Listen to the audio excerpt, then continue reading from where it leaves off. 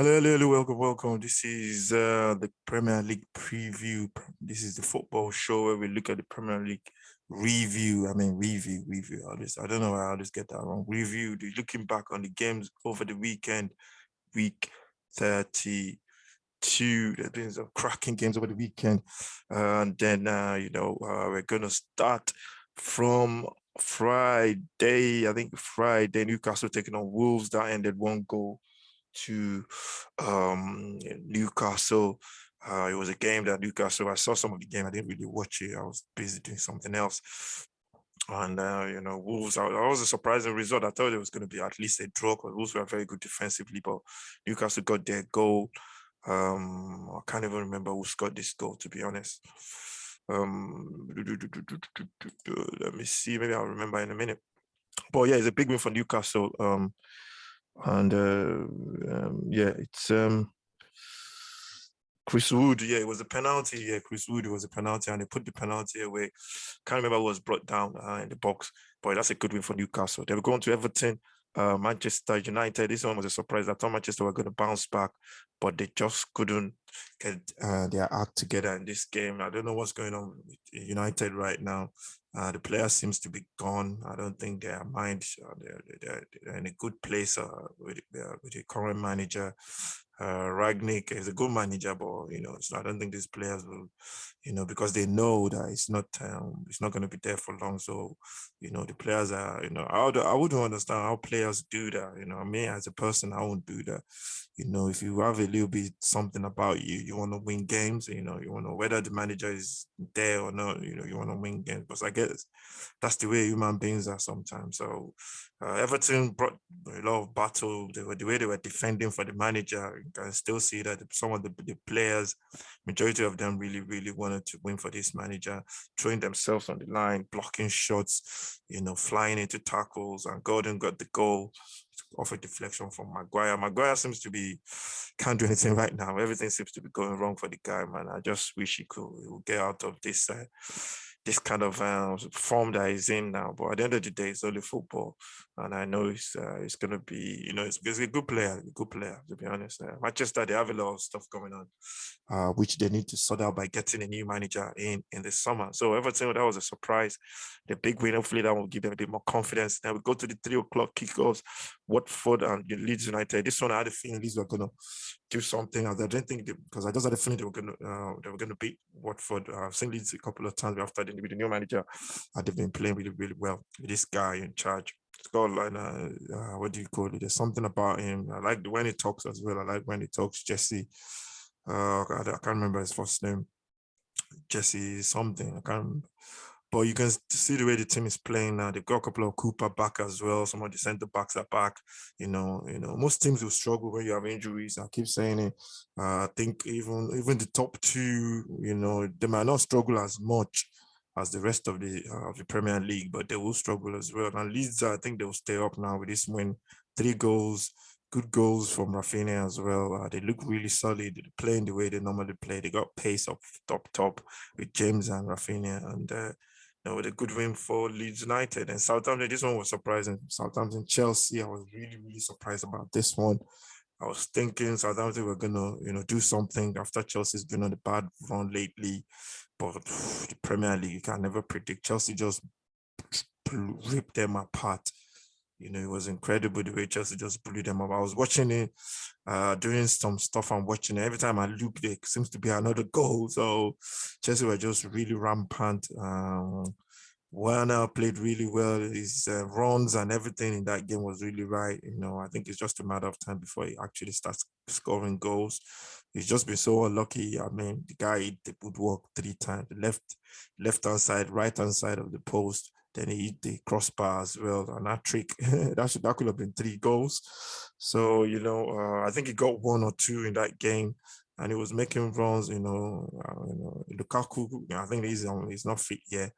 But Southampton, I don't know. They do this once in a while.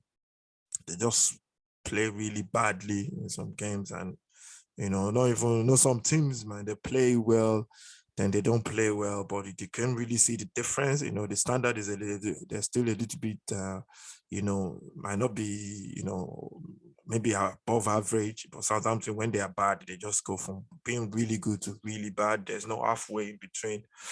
And yeah, that was a big surprise. Chelsea just smashing them for 6. Arsenal, Brighton, this was a surprise. I thought Arsenal were going to win this one, although as a Tottenham fan, I just felt Arsenal were going to bounce back after Crystal Palace.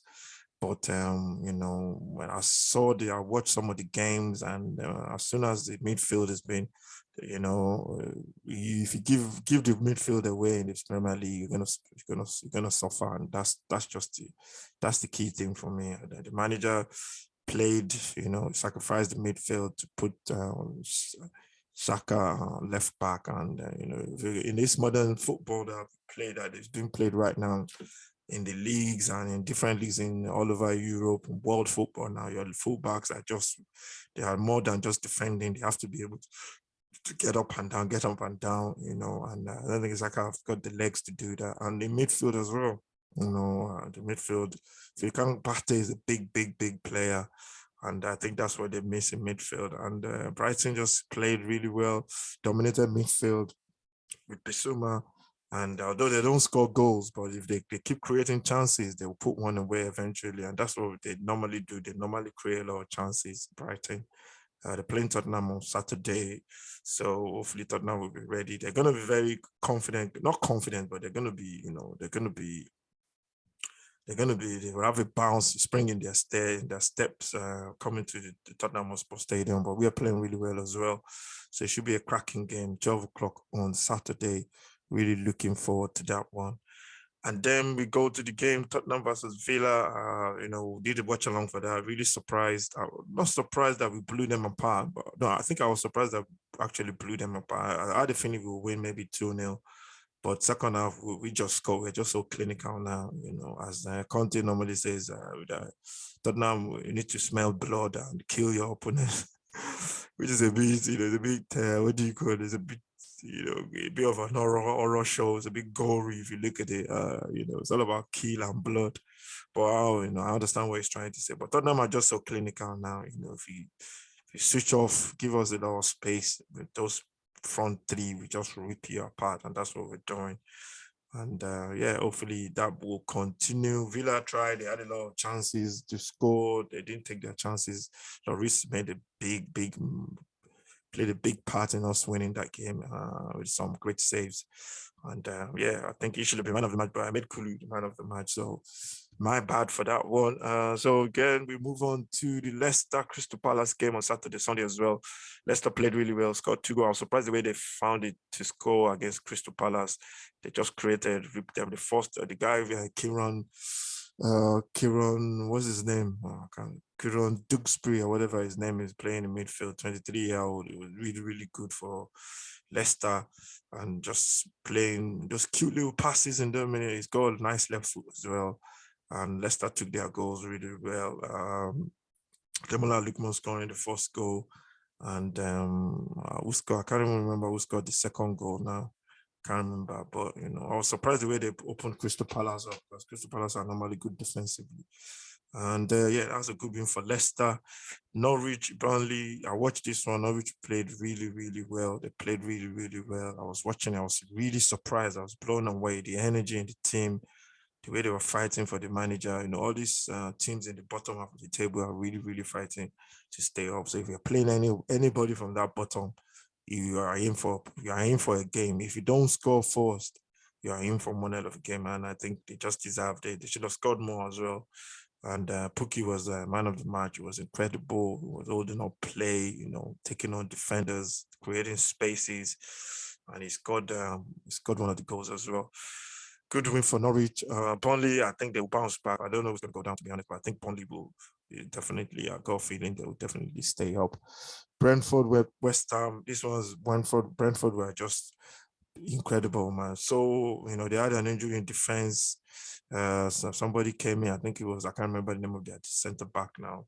And the team just played really, really well. Ericsson seems like he's been playing there for like forever, and they just play the ball, they pass the ball in the right way, they defend properly, they attack, they press at the right time.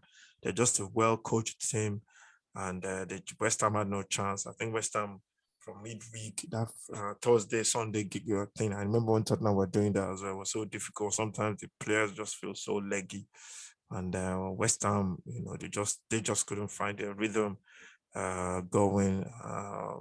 Antonio is up front. I think they missed a striker as well, man. They should have started signing a striker in the window. And the Brentford are going to give anybody a very tough game, to be honest. Anybody that goes there. Tottenham going there in about, I think, next weekend. Not this weekend, the following weekend. I think Tottenham is going there, and it's going to be one hell of a game. Trust me, Tottenham have to be at their best to beat Brentford. Yeah, they deserve that win. 2 London derbies, 2 wins for Brentford. I think they're doing really well. They like playing London teams. The Man City, Liverpool, that's the game of the season for me. People say the attack the game was incredible. Yeah, it was, but if some of the defending was shocking as well. But maybe that's just due to the offensive players and the energy, the pressing. Liverpool in the first half, they got pressed. They were making a lot of mistakes. And you would think maybe they'll go long, but I think the manager is the way he believes in his philosophy. I'm going to play my way, play out from the back. And if they had gone long, they would have cost City a lot of problems. And if you look at the game, City actually did that to them. City did that to Liverpool. I think it was in the first half or second. I think it was in the first half. City were going long. They were going long. There was a lot of spacing behind the defenders for Liverpool, Van Dijk, and they were just going long every single time, and they had a lot of chances. And if City had their shooting boots on, they would have finished that game in the first half. This game is just exactly like the first one as well, where Liverpool were almost played off the park by City. I remember, what's his name? Bernardo Silva was incredible that day. Foden was incredible as well. And it was exactly this carbon copy of the same game. I think City coming out of this game, a 2-2 draw, I think they will feel we could have won that game. They definitely should have won that game. The goal City scored first to De Bruyne, took a deflection of somebody, I don't know who it was. Liverpool equalized, poor defending from City. At the end, any goal from the edge of the box is always poor for me. The centre backs as midfield, as defensive midfielder should be tracking runners. And it was 1-1. Then City going on again to score the second goal, which was just incredible. Beautiful ball into the box from Cancelo, who is just, the guy is a wizard, he's a beast. He's a right back and he's playing left back. And he's still playing really well. The ball into the box, Jesus was at the end of it, and he just, it was a beautiful connection with the ball, and it was a good, very good goal. You showed he was brave. Some other player would just chicken out or maybe not concentrate on the ball because seeing the goalkeeper coming out, they thinking the goalkeeper is going to smash into me, close his eyes and maybe not connect properly, but he just went for it, and it was a good goal. And then City should have blew them apart. Liverpool, second half, they started really well, got their goal, beautiful pass from Salah into the path of Mane, and Mane finished it really well. From then on, it was up and down, up and down. City had more chances, and the last chance they had, they should have wrapped the game up in the last minute. If that chance fell to Son or Harry Kane, I think that would be a finish, definitely. But the keeper, the Liverpool goalkeeper is a very good goalkeeper. It's very difficult to beat him. And, I think Mahrez should have at least hit the target or make the keeper make a save, but he tried to think cheap. I can't get that. But, I think City will look back, and if they don't win the league, they will look back on this game and say, we should have won this game. But you can't, the game was so good, high quality game, really enjoyed it. And I think the Premier League should be proud about that game. It was one hell of a game. Really, really high quality, high intense, pressurized game. And both sides just really, they had to go at each other. Nobody was trying to defend. And it was really, really good to watch. So yeah, nice way to wrap up the weekend anyway. So that's all. That's it, ladies and gentlemen. That's the end of this edition of Premier League review, looking back on the Premier League games over the weekend. Definitely we'll be back again for the Premier League over this coming weekend, Easter weekend. Loads of games Tottenham, Brighton. There's loads of games, and we'll be doing everything. Come at least have at least minimum of 3 watch-alongs. And yeah, we'll be doing all our other stuff as well, other content as well. Make sure you look out for all our stuff coming up during the week. We got Champions League. We'll be doing at least 2 of the games. Yeah, definitely we'll be doing 2 games this week in the Champions League. We don't know which one we'll be doing. I think Europa League as well. We might be doing the West Ham game against Lyon. That's on Thursday. So it's going to be a packed week, to be honest. Thank you very much for watching. This is the Premier League review. This is the football show. I'll see you next time. Stay safe. God bless, and keep watching.